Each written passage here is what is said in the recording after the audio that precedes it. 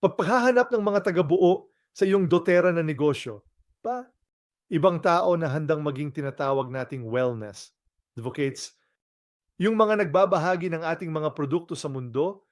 Una, lahat kung mahal mo ang aming mga produkto, madalas mong pag-uusapan ang negosyo dahil negosyo ang sasakyan na nagdadala ng mga produktong ito sa mas maraming tahanan, di ba? Nakikita ko ang ilang tao na parang, alam mo, mahal ko ang mga produkto pero ayaw sa negosyo. Kung talagang mahal mo ang mga produkto at naniniwala ka sa misyon at layunin ng kumpanyang ito, sana ay mahulog ka sa negosyo dahil ang negosyo ang paraan kung paano natin binabago ang milyon-milyong buhay, di ba? Hindi natin maaabot ang napakaraming tahanan ng mabilis gamit ang mga langis at iba pang produkto kung hindi dahil sa negosyo. And mga tutulad mo at ako na nagbabahagi ng parehong negosyo at mga produkto sa iba. Kaya pag-usapan natin ang tungkol sa paghahanap, mga taga-buo. Meron tayong kamangha-manghang gabay na tinatawag na build guide. And kung nagsisimula ka ng magdala ng mga customer sa doTERRA, walang sino man ang nagpasya na gusto nilang bumuo ng negosyo kasama mo. Ang unang tanong ko ay, ilang tao na ang naipresenta mo ang negosyo? Ilang tao sa kanila ang naanyayahan mong tingnan ang negosyo, di ba? Talaga, sa iyong unang 2 linggo, dapat ay mayroon kang kahit isang tao na handang at sabik na bumuo ng negosyo kasama mo, handang bukas o sabik na bumuo ng negosyo kasama ka, di ba? Ang unang tip ko ay, di kong inirerekomenda sa simula. Ang iyong dotera na paglalakbay, magkakaroon ng maliit na kategorya ng mga tao na nais mong anyayahan ng direkta sa negosyo. Okay, karamihan sa mga tao, masasabi ko, mas marami kang mako-convert kung ang uunahin mo ay ang mga produkto, ganyan ang dotera. Bilang isang kumpanya, ang aming filosofiya ay produkto muna. Kaya ang karamihan sa mga tao, unang dumadating gamit ang mensahe ng aming produkto sa parehong oras, magkakaroon ng tiyak na grupo ng mga tao, mga tiyak na tao sa iyong buhay na ang mensahe ng negosyo ay maaring umantig sa kanila. Marahil, kahit higit pa kaysa sa mga produkto, kaya umupo ka at magnilay-nilay sa tanong na ito. Sino ang dapat kong anyayahan ng direkta sa negosyo? Naalala ko ang asawa ko si Shantay at ako na lumapit sa ilan sa aming mga pinakamabuting kaibigan. Talagang ang aming pinakamabuting kaibigan noon, Shidan at Pusa at lumapit kami sa kanila at sinabi namin, makinig kayo guys, bubuuin namin ang negosyong ito. Gagawin natin ito sa malaking paraan. At wala nang ibang tao na mas gusto naming makasama sa paggawa nito kundi ikaw. Bukas ka bang umupo at tingnan ito? And anibag ka naming ipakita sa iyo ang isang uri ng pagpapakilala sa kung ano ang ginagawa namin. And kaya ang aming imbitasyon ay direkta sa negosyo at inanyayahan namin silang umupo ng isa-isa kasama kami. Naniniwala ako na bago kami gumawa ng isang produkto, pagpapakilala para sa kanila. At siyempre pinag-usapan din namin ang mga produkto sa aming pagpapakilala sa negosyo, pero ang focus ay nasa negosyo. Ngayon, isa pang tip ay sipin kung sino ang magiging mahusay sa pagbubuo ng negosyong ito, di ba? Sadalas, direkta tayong pumupunta sa kung sino ang nangangailangan ng negosyo, kung sino ang nangangailangan ng kita, sa halip na isipin kung sino ang nangangailangan ng negosyo. Pero bago iyon, isipin mo kung sino ang magiging kahanga-hanga sa ganitong bagay at anyayahan mo muna ang mga taong iyon dahil kung makakapag-anyaya ka ng mga tao na magiging kahanga-hanga sa negosyong ito muna, makakatulong at susuportahan nila ang mga nangangailangan ng negosyo kahit na higit pa. Maaari kang bumuo ng isang kupunan ng suporta para sa kanila. Kaya itanong mo sa sarili mo, sino ang mga tao na kilala ko na mahilig sa mga natural na produkto na madalas nang nagsasalita tungkol dito? O sino ang mga tao na kilala ko na magaling sa benta, di ba? Kahit na ang ginagawa namin, masasabi kong ito ay benta, pero iba ito sa simpleng benta.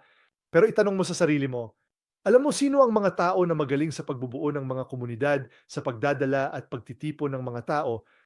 Sila ang mga uri ng tao na gusto mong anyayahan muna. Direkta sa negosyo kasama mo, di ba?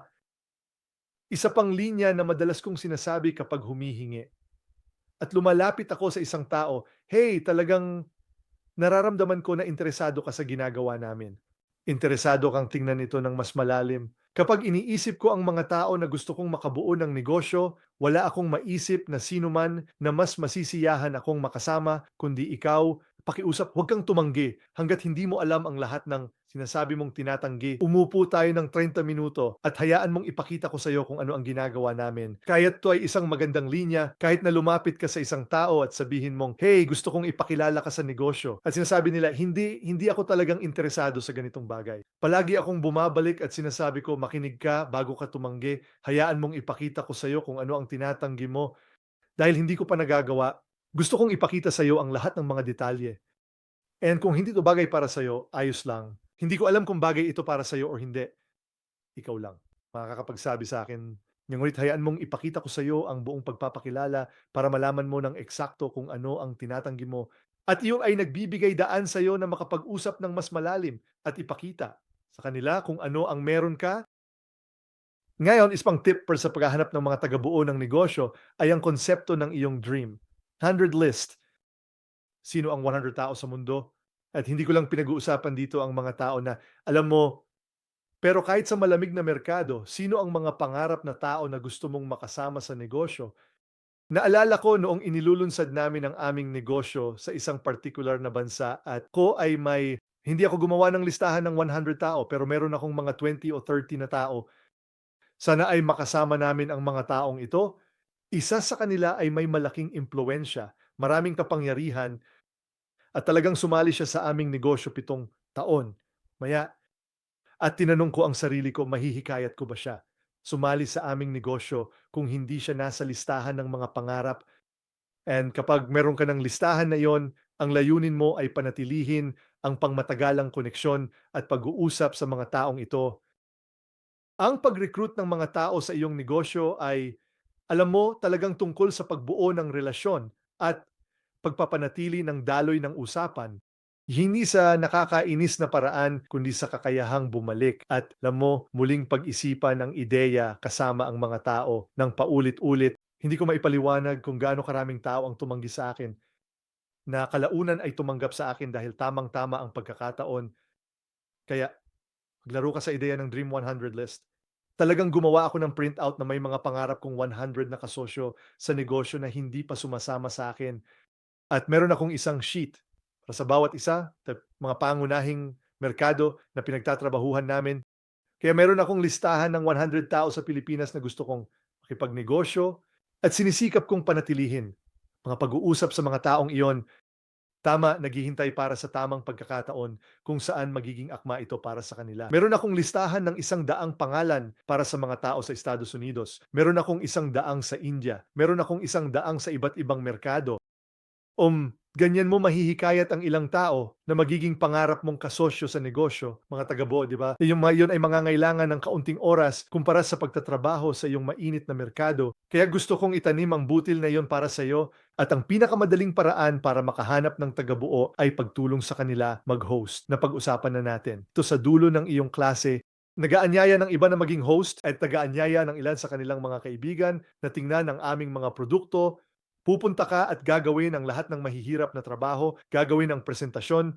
Kailangan lang nilang ilagay ang mga tao sa mga upuan para maipresenta mo sa kanila. At madalas, kapag nakita na nila ang mga tao na alam nilang interesado sa mga produktong ito, maaari kang lumapit sa kanila. Pagkatapos at sabihin, pakinggan mo, gusto mo bang kumita ng komisyon mula sa mga taong bumibili o gusto mo bang ako na lang ang humawak ng komisyon?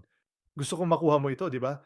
At ipinapakita mo sa kanila na kung mag-sign up sila para sa kanilang rewards order, ang kanilang buwanang rewards order, ipakita mo sa kanila kung gaano talaga sila maaaring kumita.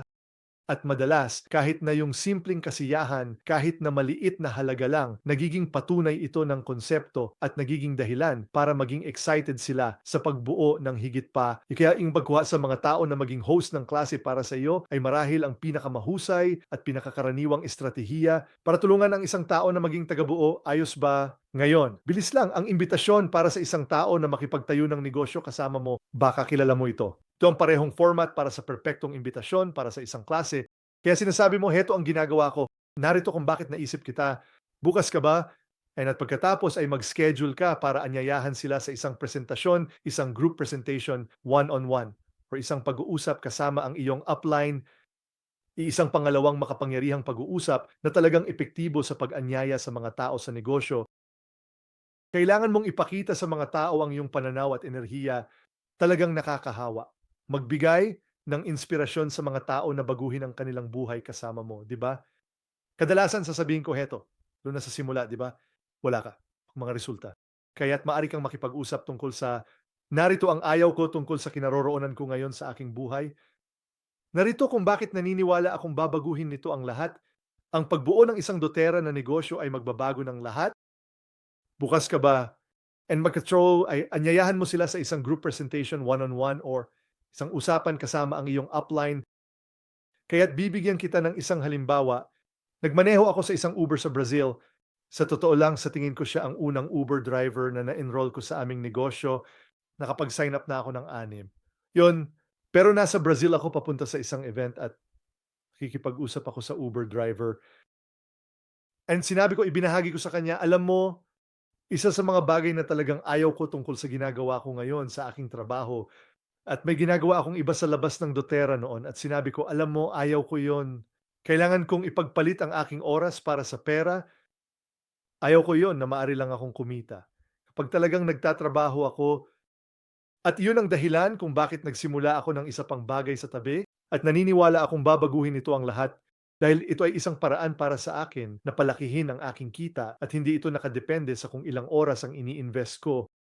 Naintriga ako. Alam mo, nakikita ko ang ginagawa mo dito sa Uber. Tingin ko kamangha-mangha ito, pero nakikita ko rin na parang nasa sitwasyon ka na, katulad ng dati kong kinalalagyan, na ipinagpapalit ang oras ko para sa pera. Bukas ka bang tingnan ng mas malalim ang ginagawa ko? Gusto kong ibahagi ito sa iyo. At kung sasabihin nilang, oo, saka mo sila schedule para sa isang one-on-one. Nagtapos ako sa pag-imbita sa taong ito sa isang presentasyon. Nag-sign up sila noong araw na yon sa event na ginawa namin ng gabing iyon at lumago sila upang maging premier sa aming kumpanya, kaya't ito ay isang makapangyarihang uri ng format ng pag-uusap na maaari mong magkaroon sa mga tao. Sana makatulong iyon. Yan ang mga tips ko para sa inyo sa pag-akit ng inyong unang mga business builders. Talagang nakasalalay ito sa pagkakaroon ng mga pag-uusap.